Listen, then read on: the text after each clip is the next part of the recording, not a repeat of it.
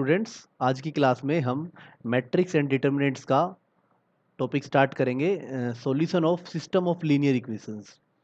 CBSE point of view से भी ये टॉपिक बहुत इंपॉर्टेंट है, जो मैं पहले करा चुका हूँ सीबीएसई वाली क्लास में। आज हम इसको आईआईटी मेंस लेवल से, आईआईटी के लेवल से या किसी और कॉम्पिटिटिव लेवल के अकॉर्डिंग आज हम इस टॉपिक को हम पढ़ेंगे। तो देखते हैं इसके अंदर कुछ पुरानी बातें भी आपको ध्यान रहनी चाहिए जो सीबीएसई लेवल की है, और कुछ नई बातें भी इसके अंदर आज हम सीखेंगे। तो टॉपिक हमारा है, सबसे पहले आप ये समझे कि सिस्टम ऑफ लीनियर इक्वेशंस क्या है। तो ये टॉपिक हम 10th क्लास में भी आप लोग पढ़ चुके हो, पर वहाँ पे हमने दो वेरिएबल की इक्वेशन पढ़ी थी। उसके अंदर दो वेरिएबल होती थी, दो इक्वेशन होते थे। तो उसी के अकॉर्डिंग हम इस टॉपिक को समझते हैं। मैं सीबीएसई वाली क्लास में भी इसको एक्सप्लेन कर चुका हूँ।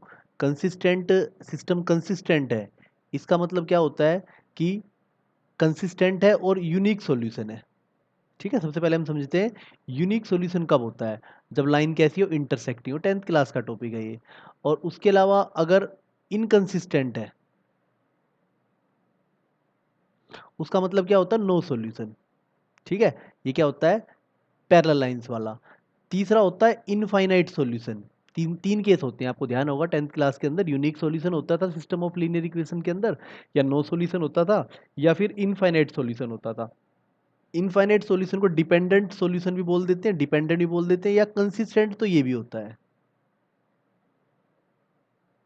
कंसिस्टेंसी की अगर बात करें तो दोनों ही केस कंसिस्टेंट होते हैं। कंसिस्टेंसी का मतलब सॉल्यूशन होना, एक सॉल्यूशन हो या इनफाइनाइट सॉल्यूशन, दोनों ही केस किसके होते हैं, कंसिस्टेंट के होते हैं। ये दोनों ही केस है हमारे कंसिस्टेंट के।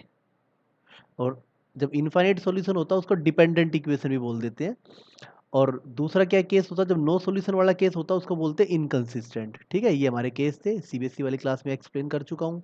ये हमारा 10th क्लास के अंदर हम सारे केस हम पढ़ चुके हैं। इसके अंदर तीन केस होते थे।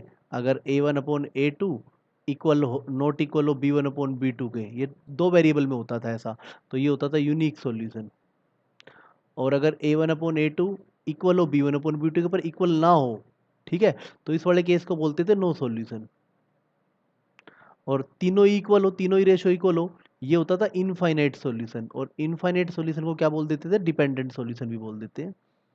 एक बात पे और आप लोगों को ध्यान रखना है यहाँ पे, कि अगर किसी सिस्टम ऑफ लीनियर इक्वेशन के तीनों वेरिएबल का अगर आंसर जीरो ही हो जाए, तीन हो या दो हो, जितने भी है, सारे वेरिएबल का आंसर क्या हो, जीरो हो, उस टाइप के सॉल्यूशन को बोलते हैं ट्रिवियल सॉल्यूशन। और कोई भी, अगर एनी वन, कोई भी any one x y z, कोई भी एक इनमें से क्या हो, नॉट इक्वल टू जीरो, उसको बोलेंगे non trivial solution. Trivial solution को बोलते हैं जब सारे के सारे वेरिएबल्स का आंसर क्या हो जाए, जीरो हो जाए। ठीक है, इन बातों का हम ध्यान रखेंगे। ये हमारा एक basic system of linear equations के कॉन्सेप्ट है, जो हम 10th क्लास में भी हम पढ़ चुके हैं। आज जो हमें पढ़ना है, सबसे पहले, जो हमने सीबीएसई वाली क्लास में नहीं पढ़ा है, किसी सिस्टम ऑफ लीनियर इक्वेशन को सोल्व करने के लिए मैट्रिक्स मेथड हमने पहले फिर भी पढ़ा हुआ है। आज जो हम पढ़ेंगे वो डिटर्मिनेंट वाला मेथड पढ़ेंगे, जिसको क्रैमर रूल बोलते हैं। जिसको क्या बोलते हैं, क्रैमर्स रूल। ठीक है, मेथड है। ये हमारा सीबीएसई के सिलेबस में नहीं है, पर अगर हम कॉम्पिटिटिव लेवल एग्जाम की बात करें तो इस रूल का यूज करके बड़े इजीली हमारे क्वेश्चन हो जाते हैं और जल्दी भी हो जाते हैं। तो देखते हैं, हमारे पास इक्वेशन है और तीन वेरिएबल है। तीन लीनियर इक्वेशन आपको नजर आ रही है।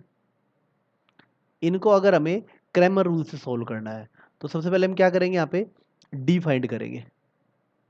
डी का मतलब क्या होता है, जो इसके जो कोफिशिएंट्स है, A1 B1 C1 पहली रो में लिख दिए, A2 B2 C2 दूसरी रो में लिख दिए, A3 B3 C3 तीसरी रो में लिख दिए। अगर मैं इन तीनों इक्वेशंस को नीचे एक बार अलग से लिख लेता हूँ आपको अच्छे से समझाने के लिए, A1x plus B1y plus C1z equal to D1 first equation, A2x plus B2y plus C2z equal to D2 second equation, A3x plus B3y plus C3z is equals to D3 third equation.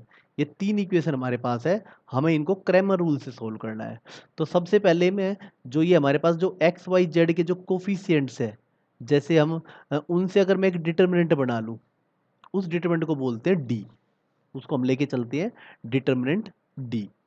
उसके बाद हम D1 find करते हैं। D1 में आपको कुछ नहीं करना, D1 के अंदर आपको जो D डिटरमिनेंट था उसकी जो फर्स्ट रो है उसकी जगह ये रख देना है, उसकी जगह जो राइट साइड में जो कॉन्स्टेंट्स होते हैं ये उठा के यहाँ रख देंगे तो क्या आ जाएगा D1। बस आपको इस डिटरमिनेंट के अंदर D1 के अंदर जो फर्स्ट कॉलम है, सॉरी फर्स्ट कॉलम को रिप्लेस करके उसकी जगह D1 D2 D3 रख देना है, उससे आपका डिटरमिनेंट आ जाएगा D1।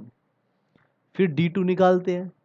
D2 के अंदर जो ये डिटरमिनेंट है, ये वाला डिटरमिनेंट, ये सेकंड की जगह चला जाएगा, यहाँ पे सेकंड को रिप्लेस कर देंगे।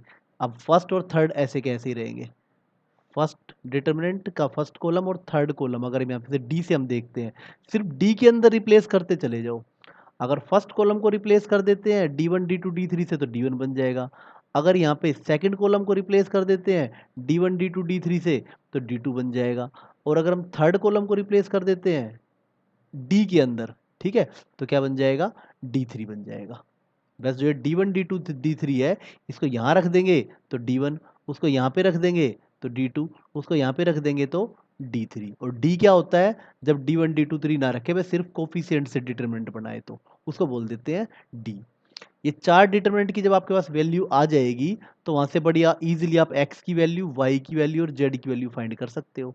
x की वैल्यू हो जाएगी D1 अपॉन डी, y की वैल्यू हो जाएगी D2 अपॉन डी और z की वैल्यू आ जाएगी D3 अपॉन डी। बस आपको जितना जल्दी आप डिटरमिनेंट की वैल्यूज फाइंड कर सकते हो उस पर डिपेंड करेगा सारा का सारा। ये हमारा क्रैमर रूल है। अभी इसके बेस पे हम एग्जाम्पल करेंगे, कॉम्पिटिटिव लेवल के क्वेश्चन करने से पहले कुछ मैं आपको बेसिक एग्जाम्पल्स कराऊंगा ताकि वो मेथड क्लियर हो जाए आपको। ये अब कुछ कंडीशंस है, नॉर्मल कंडीशंस है, ठीक है। जैसे इन बातों को तो आप पढ़ना, मैं इसको अलग से एक्सप्लेन करा देता हूँ उन कंडीशंस को।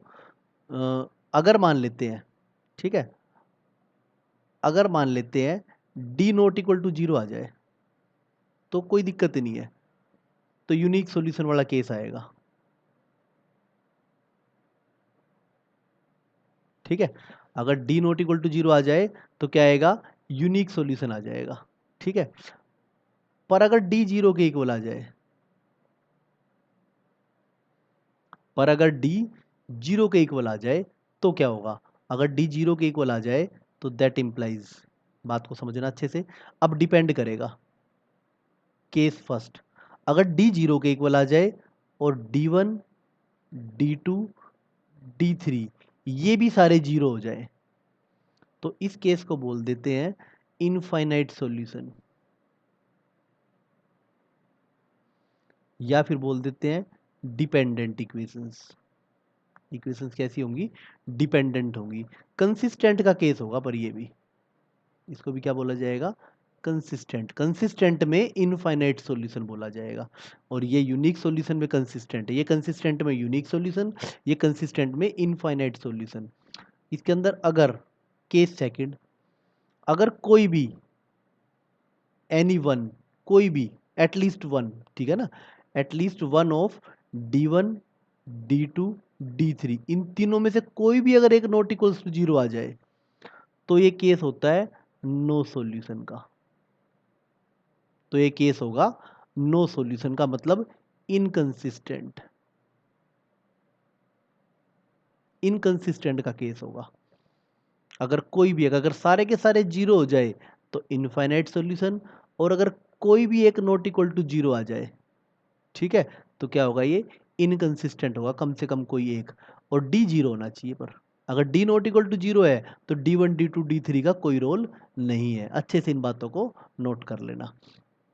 अब इसके बाद इसके बारे में आगे और पढ़ेंगे अभी हम, ठीक है, ये बात नोट कर लेना। अब ये हमारा मैट्रिक्स मेथड हमने पढ़ा हुआ है, सिस्टम ऑफ लीनियर इक्वेशंस हमारे पास है, और उसको हमने कोफिशिएंट से ए मैट्रिक्स ले लिया, वेरिएबल को एक्स मैट्रिक्स ले लिया, और राइट में जो कांस्टेंट है उनको बी मैट्रिक्स ले लिया, तो A x equal to B आ जाता है, x equal to A inverse B. ये सारा मैं सीबीएसई वाली क्लास के अंदर एक्सप्लेन कर चुका हूँ, पर फिलहाल हमारी कॉम्पिटिटिव लेवल की क्लास है, तो कॉम्पिटिटिव लेवल वाली में कभी भी हम मैट्रिक्स मेथड यूज ही नहीं करेंगे। हमारे सारे के सारे क्वेश्चन जो है वो क्रैमर रूल से हो जाएंगे, इसलिए इस मेथड को मैं यहाँ पे इस क्लास के अंदर एक्सप्लेन नहीं कर रहा हूँ, ठीक है। ये सारी बातें हम पहले पढ़ चुके हैं। अब इसके अंदर एक नई चीज और आ जाती है, होमोजीनियस। अगर इक्वेशन होमोजीनियस हो तो कैसी होती है, मैं बिल्कुल क्रैमर रूल के अकॉर्डिंग ही इसको एक्सप्लेन करूंगा अभी। सबसे पहले आप ये समझो कि होमोजीनियस इक्वेशंस कैसी होती है। होमोजीनियस इक्वेशंस वो होती है जिसके अंदर राइट में कांस्टेंट जीरो हो।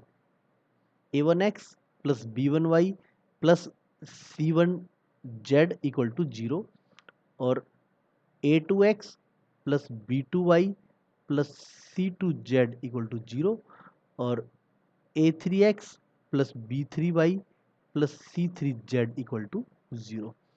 होमोजीनियस इक्वेशन के अंदर अगर आप ध्यान करते हो, डी तो फाइंड कर ही दोगे, डी फाइंड हो जाएगा यहाँ पे, ये आएगा a1 b1 c1, a2 b2 c2, a3 b3 c3। फिर हम d1 फाइंड करते हैं। d1 के अंदर होगा क्या, बस ये जो राइट में इस बार कॉन्स्टेंट जीरो जीरो है, तो यहाँ ये जीरो जीरो आ जाएंगे, बाकी ये अपनी जगह ही रहेंगे। b1 b2 b3 c1 c2 c3, और d1 की वैल्यू जीरो आएगी, d1 की वैल्यू क्या आएगी, जीरो आएगी।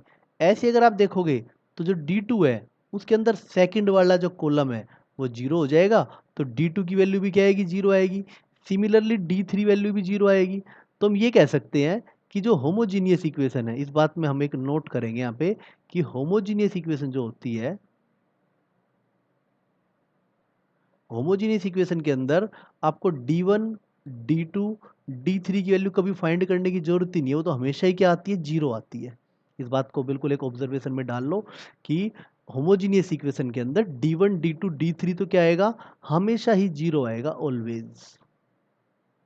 कभी भी d1 d2 d3 फाइंड करने की जरूरत नहीं होती जब इक्वेशन होमोजीनियस हो। होमोजीनियस इक्वेशन का सारा खेल, तो अब अगर हम समझे, अगर हम होमोजीनियस इक्वेशन है हमारे पास, क्वेश्चन काफी आते हैं कॉम्पिटिटिव एग्जाम में, होमोजीनियस इक्वेशन है, उसके अंदर सारा रेल किस पे डिपेंड करेगा, डी पे डिपेंड करेगा। अगर डी जीरो के इक्वल आ जाए, sorry D not equal to zero के इक्वल आ जाए, ठीक है, तो सॉल्यूशन कैसा आएगा, यूनिक सॉल्यूशन आएगा। बात को समझना, सॉल्यूशन कैसा आएगा, यूनिक सॉल्यूशन आएगा। और आएगा भी क्या, उस पर भी ध्यान करते हैं। एक्स की वैल्यू आएगी d1 अपॉन डी, जो कि किसके इक्वल आ जाएगा, जीरो अपॉन डी। डी जो मर्जी हो, इसका आंसर क्या आएगा, जीरो आएगा। ऐसे ही वाई की वैल्यू आएगी d2 upon D, zero upon D that is zero. और जेड की वैल्यू क्या आएगी, वो d3 upon D that is zero upon D, D है नीचे, सॉरी ये अच्छे से लिख लेना, ये जीरो।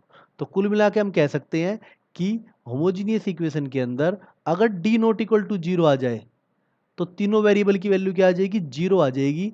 ये कैसा सॉल्यूशन आ जाएगा, ट्रिवियल सॉल्यूशन आ जाएगा। तो यहाँ पे नोट करने की बात ये है कि होमोजीनियस की बात कर रहा हूँ फिलहाल मैं। होमोजीनियस इक्वेशन के अंदर अगर D not equal to zero है तो दैट इंप्लाइज, उसको उसका मतलब होता है x equal to Y equal to Z equal to zero. बस अगर D not equal to zero आ जाए तो सीधा शॉर्टकट समझ लो इस चीज का, क्यों आया वो मैंने आपको एक्सप्लेन कर दिया है। और ये कैसा सॉल्यूशन हो जाएगा, ट्रिवियल सॉल्यूशन। इसको ट्रिवियल, यूनिक तो है ही ये, यूनिक सॉल्यूशन तो है, कभी सोचो यूनिक नहीं रहेगा, पर उसको ट्रिवियल स्पेशल वर्ड यूज हो जाएगा जब तीनों ही वेरिएबल की वैल्यू जीरो आ जाए, उसको क्या बोलेंगे, ट्रिवियल सॉल्यूशन। डायरेक्ट क्वेश्चन आता है, ठीक है, डायरेक्ट क्वेश्चन आ जाएगा। होमोजीनियस के इक्वेशन के अंदर कोई कंडीशन दे देंगे ट्रिवियल सॉल्यूशन की, आपको ट्रिवियल सॉल्यूशन की कंडीशन क्या होती है, D is not equals to zero. ये बात आपको ध्यान रखनी है। अब दूसरा केस, अगर डी इक्वल टू जीरो आ जाए, ठीक है, अगर डी इक्वल टू जीरो आ जाए, और एक बात और भी है, आल्सो हेयर, जो हमारे पास d1 d2 d3 ये तो जीरो है ही, ये तो हमेशा होते हैं, always in homogeneous. Homogeneous equation में ये तो काम हमेशा ही होता है, हमें करने की जरूरत ही नहीं पड़ी। अब डी जीरो हो जाए और ये भी जीरो हो, ध्यान रखना मैंने अभी पीछे कंडीशन बताई थी, इस केस को बोल देते हैं, इस केस को बोल देते हैं इनफाइनाइट सॉल्यूशन। ये किसका होता है, इनफाइनाइट सॉल्यूशन का होता है। कैसा होता है, डिपेंडेंट। ये आएंगे डिपेंडेंट सॉल्यूशन आएंगे, या हम इसके लिए दूसरा वर्ड यूज कर सकते हैं, नॉन ट्रिवियल सॉल्यूशन। तो होमोजीनियस इक्वेशन के अंदर नॉन ट्रिवियल सॉल्यूशन की कंडीशन क्या होगी, डी इक्वल टू जीरो। ये बात याद रखना। होमोजीनियस के अंदर ये ट्राइवियल और नॉन ट्राइवियल वर्ड जो है वो ज्यादातर या मान के चलो जितने हमने कॉम्पिटिटिव एग्जाम में क्वेश्चन देखते हैं वो होमोजीनियस इक्वेशन के अंदर यूज होते हैं सीधा ही। ट्रिवियल कब होगा? जब d is not equals to zero. Non trivial कब होगा? जब d क्या होगा? जीरो के इक्वल होगा। अब डिपेंडेंट सॉल्यूशंस फाइंड कैसे किए जाते हैं भाई, कोई सॉल्यूशन फाइंड करने भी तो आने चाहिए ना, तो वो भी फाइंड करने सीखेंगे। एक बात और नोट कर लेना कि जो होमोजीनियस इक्वेशंस होती है आर ऑलवेज कंसिस्टेंट। वो हमेशा क्या होगी? कंसिस्टेंट होगी, कभी भी इनकंसिस्टेंट नहीं होगी। कभी भी इनकंसिस्टेंट वाला केस आ ही नहीं सकता। ठीक है, ये बात समझना। होमोजीनियस इक्वेशन के अंदर दो ही केस अराइज होते हैं। जैसे नॉर्मल इक्वेशन में तीन होते हैं ना, तो यहाँ क्या होंगे? दो ही केस होंगे। या तो यूनिक होगा, और यूनिक होगा तो ट्राइवल होगा। ठीक है, यूनिक का सिर्फ एक ही केस है। यूनिक होगा तो सिर्फ और सिर्फ एक ही केस है कि x equal to Y equal to Z equal to zero, और कोई केस अराइज नहीं होता है। और अगर और कोई केस अराइज होता है तो सॉल्यूशन कैसे मिलेंगे? फिर इनफाइनाइट सॉल्यूशन मिलेंगे। ये बात हम ध्यान रखेंगे। तो इन सारी बातों को जरूरत पड़ने पे दोबारा सीखना। ठीक है, अब हम आगे क्वेश्चन पे बढ़ते हैं। अब एग्जाम्पल की हेल्प से जो जो मैंने अभी तक आपको पढ़ाया, क्रैमर रूल पढ़ाया है, उसको एग्जाम्पल की हेल्प से हम समझते हैं। तो एग्जाम्पल वन थोड़ा मैं शॉर्ट में कराऊंगा, तो आप समझेंगे इस चीज़ को। हमारे पास ही एक तीन इक्वेशन है, सिस्टम ऑफ लीनियर इक्वेशंस है तीन वेरिएबल की। तो हम क्रैमर रूल यूज करना सीख रहे हैं। तो सबसे पहले हम डी फाइंड करेंगे। कैलकुलेशन का काम आप खूब करना, मैं शॉर्टकट में बताऊंगा इनको। तो डी फाइंड हो जाएगा 1 1 1, और यहाँ पे आ जाएगा 2 - 1 1, और ये आ जाएगा 2 1 - 3, ये आ गया डी। उसके बाद हम D1 फाइंड करते हैं। D1 आ जाएगा, इनको कैलकुलेट भी कर देंगे साथ साथ। ठीक है, मैंने इनको कैलकुलेट किया हुआ है, इसलिए मैं टाइम बचाने के लिए शॉर्ट में बता देता हूँ। इसको कैलकुलेट करोगे, इसकी वैल्यू आएगी 14। आप करके देखना इसको। D1 कैसे फाइंड करेंगे? D1 फाइंड किया जाएगा, बस आपको जो ये कॉन्स्टेंट्स है उनको यहाँ फर्स्ट कॉलम में पुट कर देना है बस। डी के सेम ही रहेगा, जो D1 है उसके अंदर बस ये जो फर्स्ट कॉलम है उसकी जगह कॉन्स्टेंट्स आ जाएंगे। क्या हो जाएगा यहाँ पे? 3 -1 -9, और बाकी दोनों सेम रहेंगे जैसे है। 1 -1 1 1 1 -3। इसको सोल्व करेंगे, इसकी वैल्यू आ जाएगी -16। मैंने सोल्व किया करके रखा हुआ टाइम बचाने के लिए। ठीक है, उसके बाद हम D2 फाइंड करते हैं। D2 के अंदर क्या होगा, बात को समझना। हो सकता है थ्योरी वाले पार्ट में कम समझ में आया हो। D2 फाइंड करने का तरीका, अगेन D को देखेंगे। बस यही जो कॉलम है, ये वाला जो कॉलम है, अब इसको सेकंड कॉलम में पुट करेंगे, बाकी सेम रहेगा। या क्या रहेगा? 1 2 2, और यहाँ पे 1 1 -3। कई बार बच्चा सोच रहा था यहाँ पुट कर दे, यहाँ नहीं पुट करना है। सारा खेल D के अंदर करना है बस। ठीक है, अब यहाँ पे पुट करेंगे। पहले मैंने यहाँ पुट किया है, अब मैं यहाँ पे पुट करूंगा ये कॉलम। क्या आ जाएगा यहाँ पे? 3 -1 -9। इसको सोल्व करेंगे, इसकी वैल्यू आ जाएगी 20। इसकी वैल्यू आएगी 20। उसके बाद हम D3 फाइंड करते हैं। D3 फाइंड करेंगे, अगेन वही। इस बार क्या करेंगे? जो हमारा एक कॉलम है ये थर्ड कॉलम में आएगा, 3 -1 -9। बाकी दो कॉलम D के एज इट इज रहेंगे, 1 2 2 1 -1 1। इसको सोल्व करोगे आप, इसका आंसर आएगा 38। बड़ा इजीली फाइंड हो जाता है इसके अंदर। ये थोड़ा सा शॉर्ट हमें लगता है मैट्रिक्स मेथड के मुकाबले, इसीलिए हम कॉम्पिटिटिव एग्जाम में इसी मेथड को यूज़ करते हैं। सीबीएसई सिलेबस में नहीं है फिलहाल ये। तो उसके बाद हम x की वैल्यू फाइंड करते हैं। x की वैल्यू निकलेगी D1/D, that is -16/14, that is -8/7।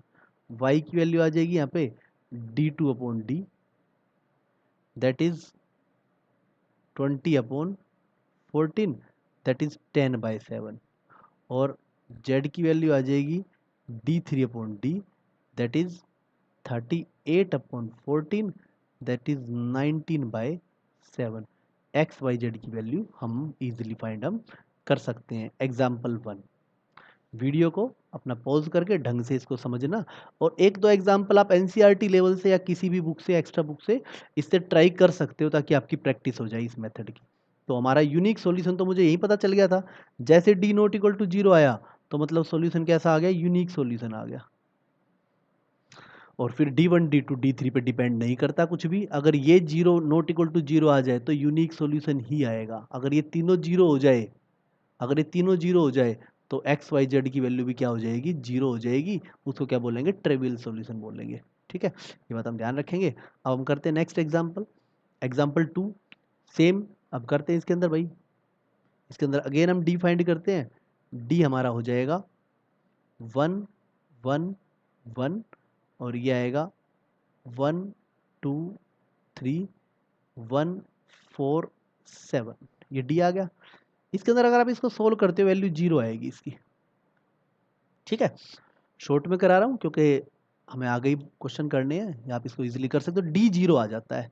अब अगर डी 0 आ जाए, ठीक है, तो अब हमें क्या करना पड़ेगा, D1 D2 D3 और फाइंड करें। अब उन पे डिपेंड करेगा। डी तो 0 आ गया, अब ये इनकंसिस्टेंट भी हो सकता है और कंसिस्टेंट भी हो सकता है, मतलब इनफाइनाइट सॉल्यूशन भी हो सकता है। यूनिक सॉल्यूशन तो रहा नहीं इसका, ये बात पक्की है। तो उसके बाद हम क्या करते हैं, D1 फाइंड करते हैं। D1 फाइंड करोगे तो D1 आएगा आपका बस सिर्फ यहाँ पे 6 14 और 30 पुट कर देंगे, बाकी दोनों सेम रहेंगे, 1 2 4 1 3 7। इसको अगर आप सोल्व करते हो इस पर्टिकुलर क्वेश्चन के अंदर, चाहो तो थोड़ी मोटी प्रॉपर्टी भी लगा सकते हो, जैसे दोनों को माइनस कर दो, फिर कुछ भी करके ज़्यादा से ज़्यादा जीरो बना के सोल्व कर लो। अदरवाइज किसी को लगता नहीं सर हम तो डायरेक्ट ही सोल्व कर लेंगे, भाई डायरेक्ट सोल्व कर लो। डिटरमिनेंट की प्रॉपर्टी यूज़ करके इसको एक्सपेंड कर लोगे तो भी ठीक रहता है, ज़्यादा टाइम नहीं लगता उसमें भी। पर मैं बता देता हूँ इस पर्टिकुलर क्वेश्चन में 0 आएगा। ऐसे ही आप D2 फाइंड करोगे इस क्वेश्चन के अंदर, आपको ट्राई करना है। D2 के अंदर क्या होगा, अब यहाँ पे ये तो रहेगा 1 1 1, अब सेकंड कॉलम के अंदर 6 14 ये आ जाएगा, 6 14 30 और लास्ट में 1 3 7। ये भी सोल्व करोगे 0 आएगा इस क्वेश्चन के अंदर। ऐसे ही फिर D3 फाइंड करोगे, D3 के अंदर क्या होगा, ये जो 6 14 30 है वो यहाँ चला जाएगा, 6 14 30। बाकी जो दो पहले फर्स्ट कॉलम 1 1 1 और सेकंड कॉलम 1 2 4 ये सेम रहेंगे। इनको सोल्व करोगे ये भी 0 आ जाएगा। तो इस क्वेश्चन के अंदर आप ये देखोगे, हेयर डी भी 0 है और D1 D2 D3 ये भी 0 आ जाए, तो ध्यान करोगे मैंने पीछे कंडीशन बताई थी, वीडियो पॉज करके आप देख सकते हो उसको, पीछे कंडीशन क्या बताई थी। अगर डी भी 0 और ये भी 0 हो जाए तो ये केस होता है इनफाइनाइट सॉल्यूशन का, इनफाइनाइट या फिर डिपेंडेंट सॉल्यूशन का। अब यहां तक हमने मैट्रिक्स मेथड में भी देखा होगा, बताया था कि बस इतना बता दिया, पर अब बात ही आती है भाई सॉल्यूशन फाइंड कैसे करें, डिपेंडेंट सॉल्यूशंस फाइंड कैसे होते हैं। अब हमें उस पर बात करनी है। डिपेंडेंट सॉल्यूशन फाइंड करने के लिए क्या करते हैं, किसी भी एक वेरिएबल को हम के पुट कर लेते हैं। अब सारे आंसर के की टर्म्स में आएंगे इसके, तो मैं जेड को ले लेता हूँ। लेट डिपेंडेंट सॉल्यूशन फाइंड करने का तरीका है, किसी भी वेरिएबल को क्या पुट कर लो, के पुट कर लो। ठीक है, तो जो हमारी फर्स्ट इक्वेशन है वो क्या बन जाएगी, वो बन जाएगी, अब ये के कांस्टेंट हो गया एक तरह से, एक्स प्लस वाई और के को हम राइट में ले जाएंगे, 6 माइनस के, एक इक्वेशन बन गई। कोई भी दो इक्वेशन के अंदर कर लो ऐसा, और ये सेकंड इक्वेशन बन जाएगी x plus 2y equal to 14 minus 3 के, ये हो गया। अब दोनों को सोल्व कर लो। अब दोनों को सोल्व कैसे करूंगा मैं, इन दोनों को माइनस कर देता हूँ, दोनों को माइनस करूंगा तो कितना आ जाए, जैसे मर्जी इनको एक्स और वाई की वैल्यू के की टर्म्स में फाइंड कर लो। अब कितना आएगा, माइनस वाई, और ये आएगा यहाँ पे -8 और ये हो जाएगा +2k। तो यहाँ से हम कह सकते हैं y की वैल्यू आ जाएगी 8 - 2k, y की वैल्यू आ गई हमारी 8 - 2k। अब y की वैल्यू को फर्स्ट में पुट कर देते हैं। नाउ फर्स्ट इम्प्लाइज ये रहा x plus 8 - 2k is equals to 6 - k। इसको अगर आप सोल्व करोगे तो x की वैल्यू आ जाएगी, राइट में ले जाएंगे, ये आ जाएगा यहाँ से x की वैल्यू आ जाएगी k-2। ठीक है, मैं थोड़ा टाइम बचाने के लिए मैंने इसको सोल्व कर लिया था पहले ही। अब यहाँ से जो डिपेंडेंट सॉल्यूशन है उसको लिखने का तरीका क्या हो जाएगा, x की वैल्यू k-2, y की वैल्यू 8 - 2k और z की वैल्यू k। अगर कोई तुमसे कहे कि ये इनफाइनाइट सॉल्यूशन कैसे है, मतलब k is any real number, अगर आप k को 1 पुट करते हो तो इसका एक सॉल्यूशन आ जाएगा, k को 2 पुट करते हो तो इसका दूसरा सॉल्यूशन आ जाएगा, k को 3 पुट करते हो इसका तीसरा सॉल्यूशन आ जाएगा। इस तरीके से इसके इनफाइनाइट सॉल्यूशन फाइंड किए जा सकते हैं, और उसको लिखने का तरीका ये रहता है k की टर्म्स में। अब कहोगे सर z को ही k पुट करना है, किसी भी एक वेरिएबल को k पुट कर लो। ठीक है, किसी भी एक वेरिएबल को के पुट कर लो। यहाँ पे जेड को पुट करने से थोड़ी कैलकुलेशन आसान आ रही थी, इसलिए मैंने जेड को पुट कर लिया। तो ये सॉल्यूशन हो जाएगा। अभी तक हम यहाँ तक छोड़ रहे थे, बस हम यूनिक सॉल्यूशन ही फाइंड कर रहे थे। पर ध्यान रखो, जब भी इनफाइनाइट सॉल्यूशन आ जाए, चाहे मैट्रिक्स मेथड में हो चाहे इसमें हो, उसको इस तरीके से फाइंड कर लिया जाता है। ठीक है, आगे बढ़ते हैं इसके अंदर, बढ़िया से इस चीज़ को सीखना। अब हम होमोजीनियस इक्वेशन के कुछ एग्जाम्पल देखते हैं। होमोजीनियस इक्वेशन के बारे में मैंने आपको बता दिया है। अब होमोजीनियस इक्वेशन देखते ही आपको एक बात तो पक्की है, D1 D2 D3 फाइंड नहीं करना, हो तो हमेशा जीरो ही रहता है, ये बात पक्की है। अब सारा काम डी पे डिपेंड करेगा। डी निकालते हैं भाई, डी निकालेंगे यहाँ पे 2 -1 1 3 2 -1 1 4 3।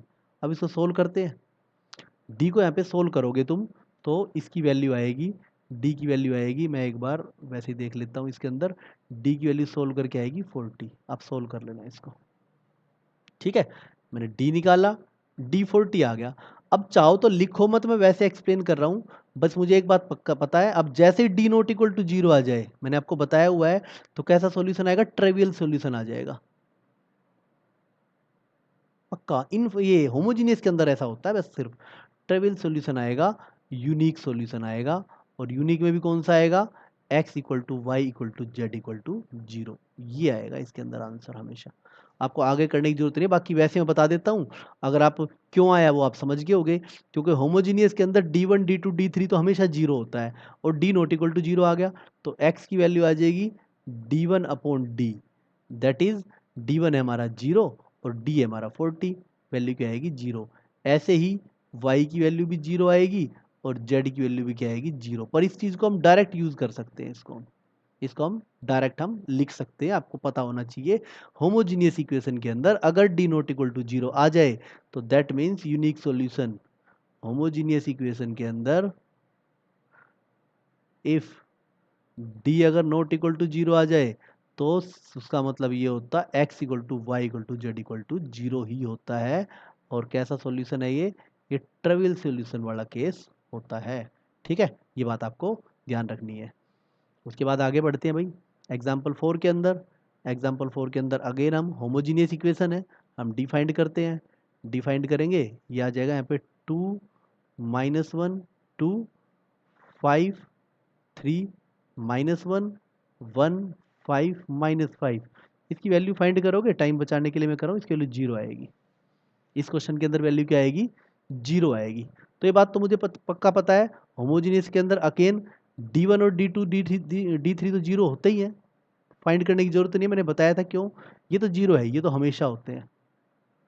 तो इसका मतलब कौन सा, डी भी जीरो और ये भी सारे जीरो हैं, तो आप डायरेक्ट लिख सकते हो। ये केस हो गया एक तरह से कौन से वाला, इनफाइनाइट सॉल्यूशन वाला केस हो गया। और होमोजीनियस में केस में इसको नॉन ट्रिवियल सॉल्यूशन भी कह देते हैं। होमोजीनियस के अंदर नॉन ट्रिवियल सॉल्यूशन, होमोजीनियस के अंदर ये कंडीशन बड़ी इंपॉर्टेंट है। होमोजीनियस में नॉन ट्रिवियल कब होता है, होमोजीनियस में याद रखना, non trivial solution, spelling check कर लेना अच्छे से, इसका मतलब d is equals to zero. याद रखना है, कंडीशन बड़ी काम आती है ये। नॉन ट्रिवियल मतलब होमोजीनियस के अंदर नॉन ट्रिवियल मतलब d इक्वल टू जीरो हमेशा। ठीक है, इनफाइनाइट सॉल्यूशन क्या दे, नॉन ट्रिवियल क्या दे, यही आएगा। अब फाइंड कैसे करें भाई, वही केस हम देखते हैं, किसी एक वेरिएबल को हम के पुट कर लेते हैं। हम सॉल्यूशन कैसे फाइंड करना है, लेट या पुट, जेड की जगह हम के पुट कर लेते हैं। तो इक्वेशन बनेगी 2x minus Y equal to -2k, एक तो ये बनेगी, और एक यहाँ से बनेगी 5x -3y, sorry +3y is equals to k। अब मुझे इन दोनों को सोल्व करना है, x और y की वैल्यू भी निकालनी है। इसको मैं 3 से मल्टीप्लाई करके ऐड कर देता हूँ। 3 से मल्टीप्लाई करके ऐड करूँगा तो कितना आएगा यहाँ पे 6, और 5 कितना आ जाएगा 11x, ये जीरो हो जाएगा। यहाँ से कितना होगा 6, 3 से मल्टीप्लाई किया है ना, माइनस 6 आएगा प्लस के, तो आ जाएगा -5 के आ जाए। आप अपने अकॉर्डिंग सोल्व करना है इसको, x की वैल्यू आ जाएगी -5/11 के। तो z को मैंने लेट कर लिया, वो तो वैल्यू फाइंड हो ही गई, x फाइंड कर लिया, उसको उठा के पुट कर देते हैं। कितना आ जाएगा, सेकंड फर्स्ट के अंदर पुट करेंगे तो -10k/11 -y is equals to -2k। आप इसको सोल्व करोगे तो यहाँ से आपकी y की वैल्यू आ जाएगी 12k/11। तो फाइनली हम सॉल्यूशन लिख देंगे। ये हमारा कैसा हो जाएगा, डिपेंडेंट सॉल्यूशन आ जाएगा, इनफाइनाइट सॉल्यूशन वाला। जब भी इनफाइनाइट वाला केस हो तो सॉल्यूशन इस तरीके से फाइंड करते हैं, ये आपको पता होना चाहिए। तो हमने काफ़ी सारे कॉन्सेप्ट अब इसके अंदर सीखे हैं, ठीक है, तो इन्हीं को अब हम फॉलो करेंगे। तो थोड़ा सा मैं एक बार रिवाइज करा देता हूँ। जो क्रैमर रूल होता है, जो हमारा भी कॉम्पिटिटिव एग्जाम में काम आने वाला है, मैं उसके बारे में बात करता हूँ। तो मैं पहले बात करता हूँ नॉन होमोजीनियस इक्वेशन की। नॉन होमोजीनियस इक्वेशन के अंदर क्या होगा, दो केस बनेंगे। या तो डी क्या होगा, इफ अगर D is not equals to zero, तो सीधी सी बात है कैसा सॉल्यूशन होगा, यूनिक सॉल्यूशन, कोई सोचने की जरूरत नहीं है। और अगर डी इक्वल टू जीरो आ जाए तो फर्दर दो केस अराइज होते हैं। अगर अगर डी जीरो हो जाए और डी वन डी टू और डी थ्री ये भी तीनों जीरो हो जाए, ये वाला केस होता है इनफाइनाइट सॉल्यूशन का, या फिर इसको हम कैसे कह सकते हैं, डिपेंडेंट भी कह देते हैं, डिपेंडेंट सॉल्यूशन। और ये दोनों ही केस किसके होते हैं, कंसिस्टेंट के होते हैं। दोनों यूनिक सॉल्यूशन भी और इनफाइनाइट सॉल्यूशन भी कंसिस्टेंट होता है। पर अगर if any one D one D two D three इनमें से कोई भी अगर नॉट इक्वल टू जीरो आ जाए, ये वाला केस आ जाएगा नो सॉल्यूशन का। ये आपको पता होना चाहिए। अब बात करते हैं होमोजीनियस इक्वेशन की। होमोजीनियस इक्वेशन के अंदर एक बात तो पक्की है कि D1 D2 D3 तो जीरो है ही, ये तो हम सोच के ही चलते हैं। अब हमारा सारा डिपेंड करता है, अगर D जीरो के इक्वल ना आए तो दैट मीन सीधी सी बात है एक्स वाई जेड तीनों क्या हो जाएंगे, जीरो आ जाएंगे। और कैसा सॉल्यूशन बोला जाता है इसको, ट्रिवियल सॉल्यूशन बोला जाएगा। और ये यूनिक तो है ही, कभी सोचो यूनिक नहीं है क्या सर, यूनिक तो है ही भाई, यूनिक में कैसा ट्रिवियल सॉल्यूशन है। पर अगर इफ डी अगर जीरो के इक्वल आ जाए तो होगा क्या उसके अंदर, अब ये नहीं आएंगे, इसको बोलेंगे अब इनफाइनाइट सॉल्यूशन, इनफाइनाइट या फिर नॉन ट्रिवियल। इसके अंदर कैसा वर्ड यूज करेंगे, नॉन ट्रिवियल, TRIVIAL स्पेलिंग लिख लेना भाई, नॉन ट्रिवियल सॉल्यूशन। जिसको हम फाइंड करते हैं वो के, जेड को के पुट करके हम आगे फाइंड करते हैं। जरूरत पड़े तो फाइंड करो, नहीं तो केस पता होना चाहिए। नॉन ट्रिवियल सॉल्यूशन मतलब D is equals to zero, याद याद रखना बात ये, ठीक है, आगे काम आएगा। तो इतना ही कॉन्सेप्ट पढ़ के अब हम अपने इसको अच्छे से एक बार रिवाइज करना, आगे क्वेश्चन कंटिन्यू कर देते हैं हम अपने IIT मेंस एग्जाम में। प्रीवियस ईयर के क्वेश्चन है हमारे 2019 से हम पीछे तक लेके चल रहे हैं। तो करते हैं इसके अंदर क्वेश्चन नंबर 1। देखो भाई, आप क्वेश्चन को अगर ध्यान करोगे, होमोजीनियस इक्वेशन आपको नजर आएगी। देखो यहाँ पे कांस्टेंट राइट में जीरो है ना, तो होमोजीनियस इक्वेशन है। पहला ही क्वेश्चन अभी जो बताई मैंने वही बात आ गई, नॉन ट्रिवियल सॉल्यूशन है। पक्का डी किसके इक्वल होगा इसके अंदर, जीरो के इक्वल होगा। नॉन ट्रिवियल सॉल्यूशन है तो डी की वैल्यू क्या होगी इसके अंदर, जीरो होगी। बिल्कुल क्लियर, अभी मैंने पढ़ाया आपको। तो डी की वैल्यू जीरो होगी तो डी निकाल लेते हैं भाई। डी कैसे निकालता, तीनों इक्वेशन को कोफिशिएंट्स जो है इसके यहाँ पे पुट कर दो, वन माइनस सी और ये आएगा आपका C minus Y, sorry C minus one and C, और यहाँ पे आएगा C C minus one, one minus C C minus one C और सी माइनस वन, इसको हम जीरो के इक्वल रखते हैं। अब इसको हम एक्सपेंड करते हैं, ठीक है। थोड़ा अगर किसी को लगे भाई कुछ प्लस माइनस करके सोल्व करते वैसे कोई फायदा नहीं, आप सीधा एक्सपेंड कर दो ज़्यादा अच्छा है। इसको करते हैं एक्सपेंड, कितना आएगा वन, वन पे आप यहाँ पे आ जाएगा, वन था ना ये, one minus C square plus का सी, और ये हाइड करेंगे, ये आ जाएगा ऐसे माइनस सी स्क्वेयर, और ये माइनस का सी आएगा। अब डिटरमिनेंट एक्सपेंड करना अच्छे से आना चाहिए, सी स्क्वेयर प्लस सी हो जाएगा इज इक्वल्स टू जीरो। अब इसको सोल्व करते हैं, वन माइनस सी स्क्वायर, और यहाँ से हो जाएगा minus c square minus c cube, और यहाँ भी कितना आएगा, minus c cube minus c square is equals to zero.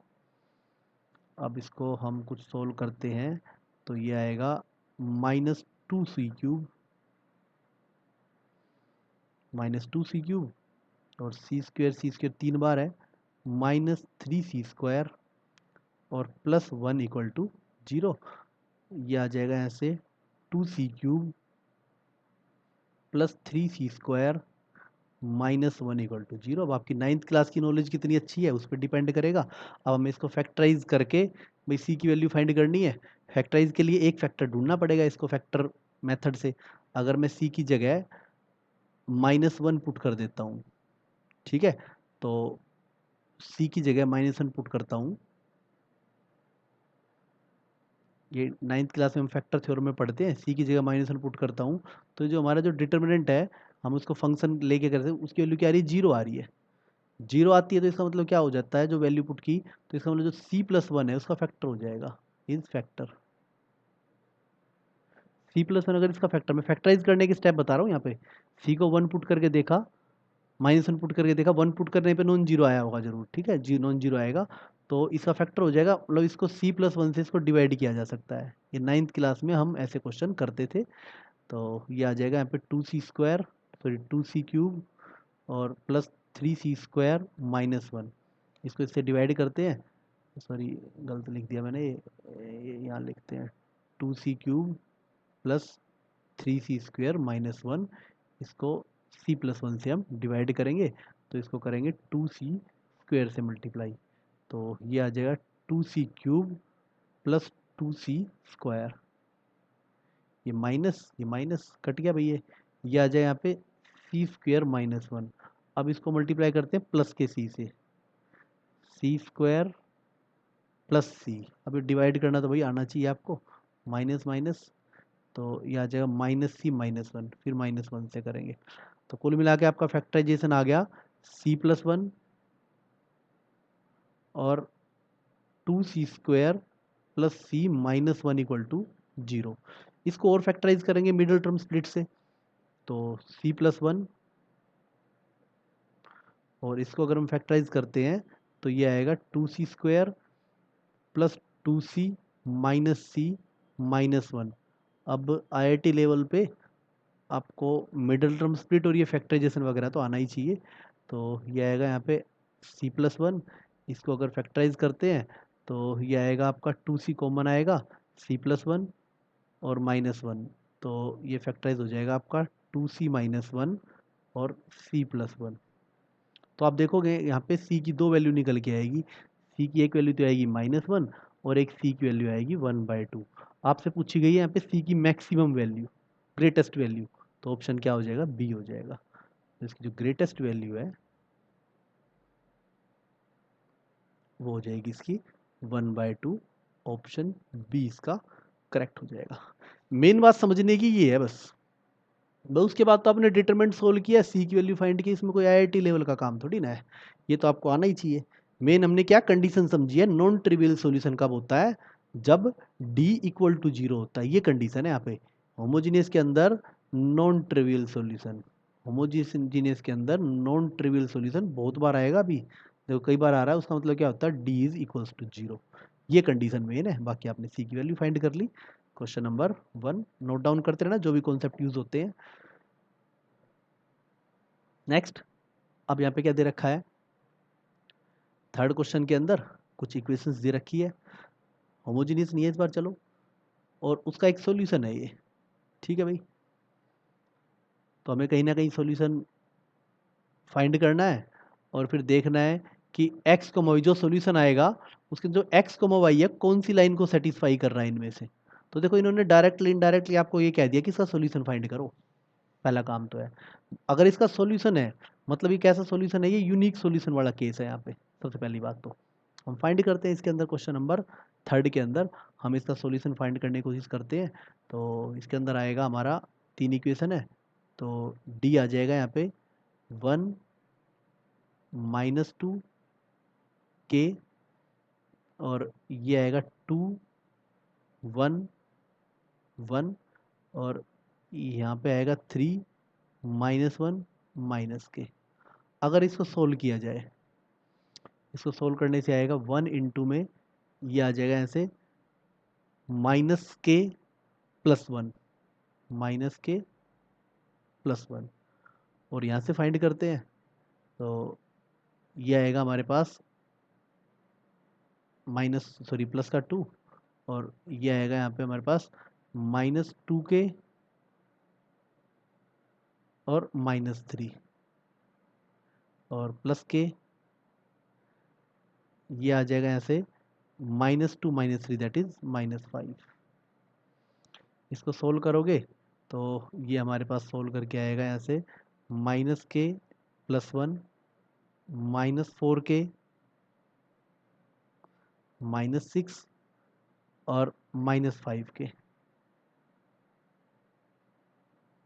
ये आ जाएगा ऐसे -10k, -5। ये आ गया हमारे पास। ठीक है, ये इसका क्या आ गया, एक डी की वैल्यू नहीं आ गई इसके अंदर। अब हम इसके अंदर D1 और फाइंड करेंगे। D1 के अंदर आप देखोगे यहाँ पे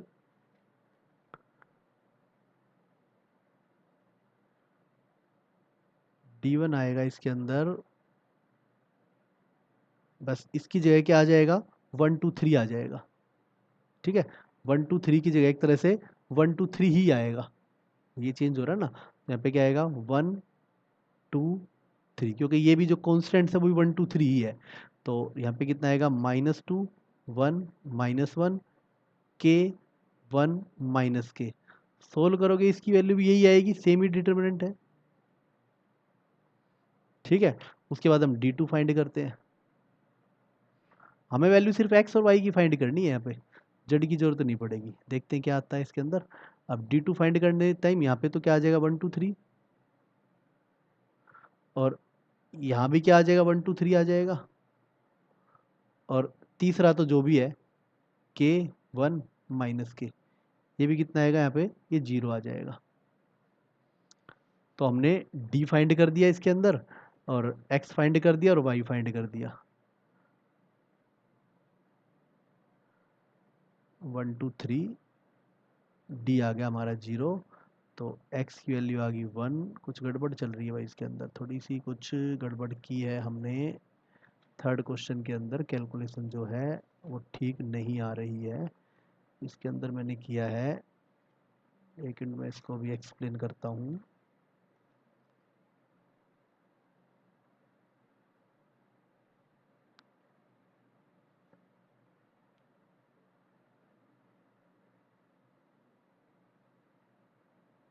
अच्छा, ये ठीक है वैसे, ठीक है D1 ठीक है। चलो, अब ये क्या आ गया यहाँ पे, y की वैल्यू क्या आ गई, 0 आ गई, हो जाएगा इससे भी। ठीक है, और देखो z की वैल्यू आपको निकालने की जरूरत नहीं है इसके अंदर। आपने x निकाल लिया, और आपने क्या निकाल लिया यहाँ पे, y निकाल लिया।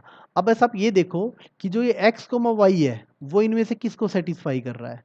तो इन तीनों चारों में से किसको सेटिस्फाई, पुट करके देख लो। अगर मैं यहाँ पे x को 1 पुट करता हूँ, y को 0 पुट करता हूँ, सेटिस्फाई नहीं हो रही। यहाँ पुट करके देख रहा हूँ, सेटिस्फाई नहीं हो रही। यहाँ पुट करके देख रहा हूँ, x1 y0 सेटिस्फाई हो रही है। तो ये बस सीधी सी बात है, ये किसको सेटिस्फाई कर रही है, इट सेटिस्फाई कौन सी इक्वेशन को, 4x - 3y - 4 = 0। तो इसका ऑप्शन क्या हो जाएगा, इसका ऑप्शन सी हो जाएगा। ठीक है, थोड़ा सा क्वेश्चन घुमा फिरा के दे रखा था हमने, बिल्कुल इसको करने लग गए भाई। ठीक है, एक्स वाई जेड की हमने वैल्यू फाइंड करने की कोशिश की, कहीं पे जरूरत पड़ती के की वैल्यू फाइंड करनी है। यूनिक सॉल्यूशन के केस में कभी भी के की वैल्यू फाइंड नहीं की जा सकती, क्योंकि यूनिक सॉल्यूशन के केस में हमेशा क्या आएगा, D is not equal to 0 आएगा। तो अगर मैं इसको नॉट इक्वल टू 0 रखूंगा तो के की वैल्यू फाइंड थोड़ी ना हो जाएगी, के की वैल्यू कहीं ना कहीं नॉट इक्वल टू की टर्म्स में आएगी। पर कोई बात नहीं, हमने फिर भी D1 फाइंड किया, हमने D2 फाइंड किया, हमने x1 निकाला, हमने x की वैल्यू निकाली और y की निकाल दी। समझ गए ना कैसे आई, x की वैल्यू निकलती है D/D1, तो दोनों सेम हो जाएंगे, 1 आएगा। y की वैल्यू आएगी D/D2, सॉरी उल्टा, हाँ उल्टा लिख रहा हूँ मैं, सॉरी, यहाँ पे D1/D, और यहाँ पे D2/D। वैल्यू क्या आएगी, 0 आएगी। 0 आ जाएगी तो x की वैल्यू 1 है, y की वैल्यू 0, उठा के हम इसके अंदर चेक करेंगे कौन सी इक्वेशन सेटिस्फाई हो रही है, तो ये इसका आंसर हो जाएगा। ठीक है, और एक तरीका इस क्वेश्चन को करने का और भी होता है, जब आप यहाँ से z को एलिमिनेट कर दोगे तो जो इक्वेशन बनेगी यहाँ से वो इसका आंसर हो जाएगा। आप इसको कुछ ऐसे भी कर सकते हो, जब भी इस टाइप की कंडीशन आए तो आपको एक तरह से जेड वेरिएबल की जरूरत नहीं है, आपको सिर्फ ऐसी इक्वेशन फाइंड करनी है जो सिर्फ एक्स वाई को सेटिस्फाई करे। तो आपको क्या करना है, किसी भी दो इक्वेशन का यूज करके आप क्या कर दो, जेड को एलिमिनेट कर दो। देखो ऐसे जेड बड़ी आराम से एलिमिनेट हो रहा है। ठीक है, कैसे, दोनों को हम ऐड कर देते हैं। दोनों को ऐड करोगे, इन दोनों इक्वेशन को, फर्स्ट को और थर्ड को, तो क्या आएगा, 4x माइनस 3y, के जेड से के जेड कट जाएगा इक्वल टू 4। बस ये मैंने आपको जो पिछला मेथड कराया वो इसका कॉन्सेप्ट बताने के लिए किया है। बाकी कई बार ऐसे क्वेश्चन डायरेक्ट भी हो जाते हैं। ये इसका आंसर हो जाएगा। ठीक है, ऑप्शन सी इसका क्या हो जाएगा आंसर। सिर्फ मैंने क्या किया, फर्स्ट और थर्ड इक्वेशन को ऐड कर दिया, क्योंकि मुझे यहाँ पे ये बात क्या कहना चाह रहे हैं इनडायरेक्टली, वो आपको डायरेक्टली समझ नहीं आएगी। एक्स और वाई के बीच में रिलेशन फाइंड करने के लिए बोला गया है बस। ठीक है, अगर ये यूनिक सॉल्यूशन है तो एक्स और वाई के बीच में रिलेशन कैसे फाइंड होगा, इन तीनों इक्वेशन से कुछ ऐसा करो कि जेड गायब हो जाए। ये तो बड़ी आराम से हमारा काम हो गया। ठीक है, ये बात भी ध्यान रखना, कई बार काम कर जाती है। बाकी जो मैंने पहला मेथड कराया है वो इसका बिल्कुल मेन एक प्रॉपर मेथड है, क्वेश्चन नंबर 3 का। तो आगे बढ़ते हैं इसके अंदर, क्वेश्चन नंबर 7। कुछ क्वेश्चन मैंने लास्ट जो वीडियो आई थी उसके अंदर कवर करा दिए थे। आज जो जो हमारे पास जो इसका जो प्रीवियस ईयर वाला असाइनमेंट है उसके मैं वो क्वेश्चन करा रहा हूँ जो इक्वेशन से रिलेटेड है। तो क्वेश्चन नंबर 7 इसके बाद हम करते हैं।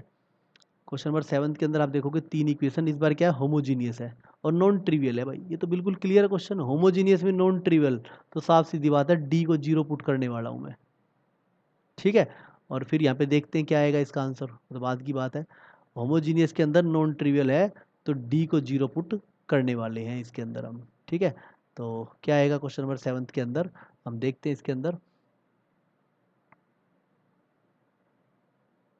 ठीक है, चलो भाई डी निकालते हैं इसके अंदर हम। ये आएगा यहाँ पे 2 3 -1 और 1 के -2 और यहाँ पे आ जाएगा 2 -1 1।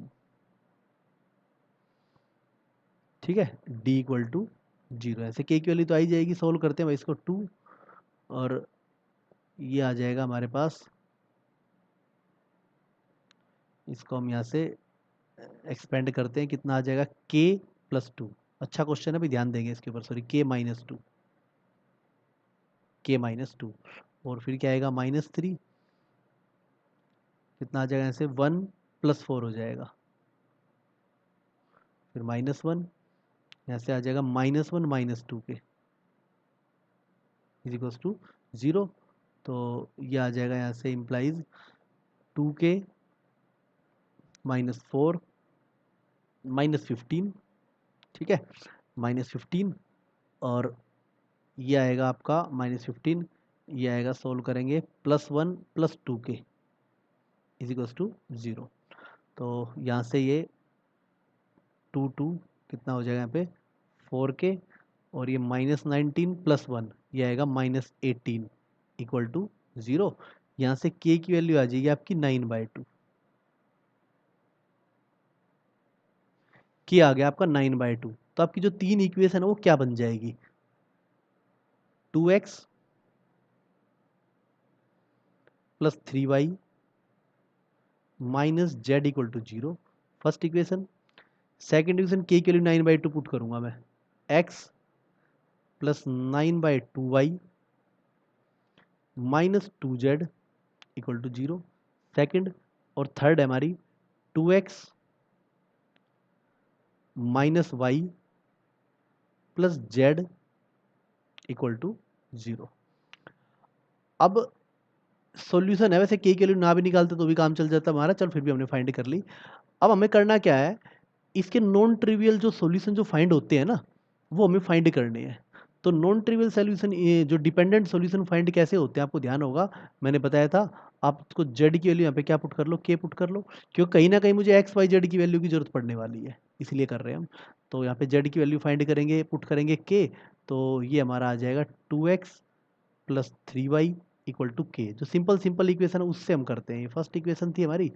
और चलो ये वाली ले लेते हैं, यहाँ पे कितना है 2x - y is equals to -k, ये थर्ड इक्वेशन थी हमारी, दोनों को मैं माइनस कर देता हूँ, दोनों को माइनस करूँगा तो ये तो जीरो हो जाएगा, ये आ जाएगा ऐसे 4y इक्वल टू 2k हो जाएगा, y की वैल्यू आ जाएगी k/2, z आ गया k, y आ गया k/2, z k है, y आ गया k/2, और k मतलब सॉरी इसके अंदर इसको लैम्डा ले लो, क्योंकि k ऑलरेडी क्वेश्चन के अंदर है इसलिए k मत लेना, लैम्डा ले लेते हैं।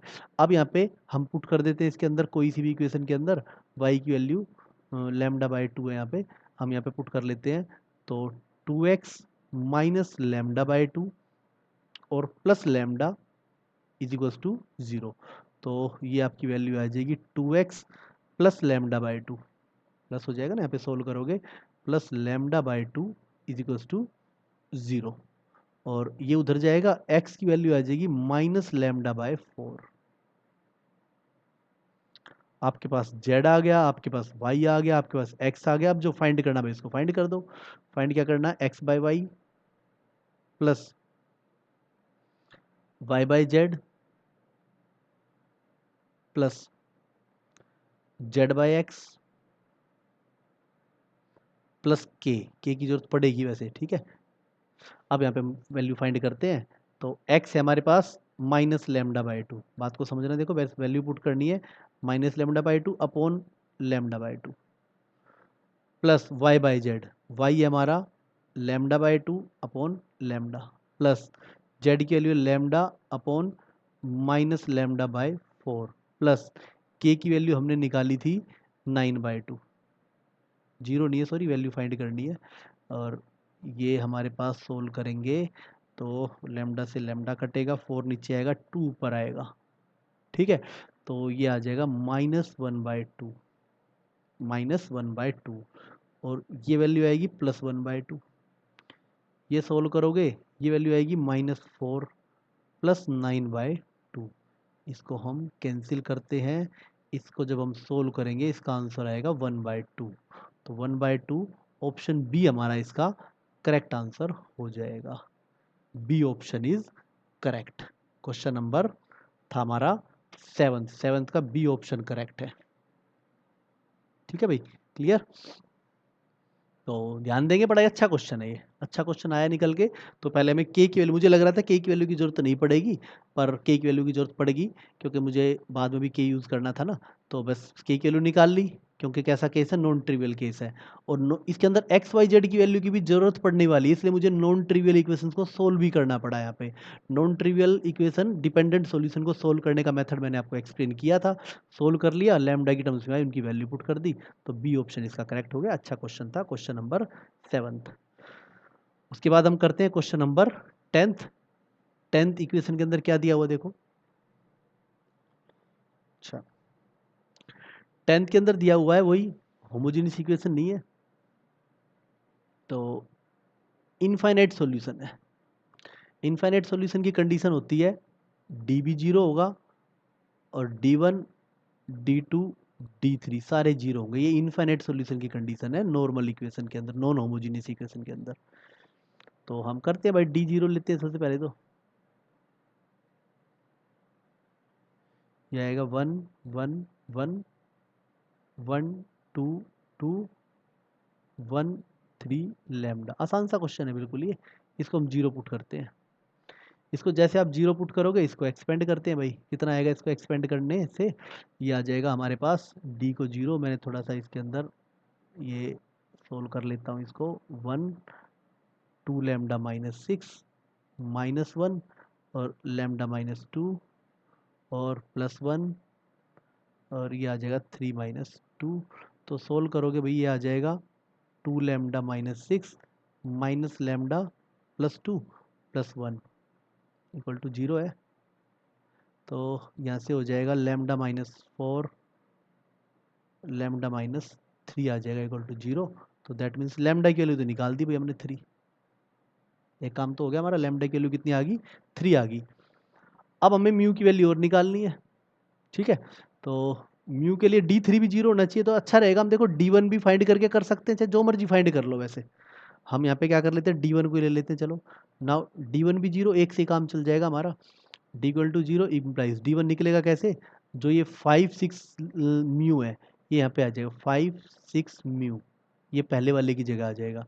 फिर क्या रहेगा यहाँ पे 1 2 3 यही रहेगा, और 1 2 और लैम्डा की वैल्यू कितनी आई है 3 आई है, ये लेके चलेंगे। तो इसको जब सोल्व करोगे तो वैसे ही जीरो आ जाएगा, म्यू का रोल आएगा ही नहीं, तो इसलिए D1 से हमारा काम नहीं चल पाएगा, D1 से हमारा काम नहीं चलेगा। ठीक है, अब मैं D2 फाइंड करता हूँ भाई। D1 तो हमारा ऑलरेडी ही जीरो हो गया, कोई बात नहीं। अब हम D2 फाइंड करते हैं। D2 को जीरो लिया भाई, मैंने यहाँ पे लैम्डा की वैल्यू पुट कर ली। ठीक है, D2 अगर हम फाइंड करते हैं तो D2 में लिया जाएगा क्या, ये वाला कॉलम ऐसे का ऐसा ही रहेगा 1 1 1, थर्ड कॉलम भी ऐसा ही रहेगा 1 2 3।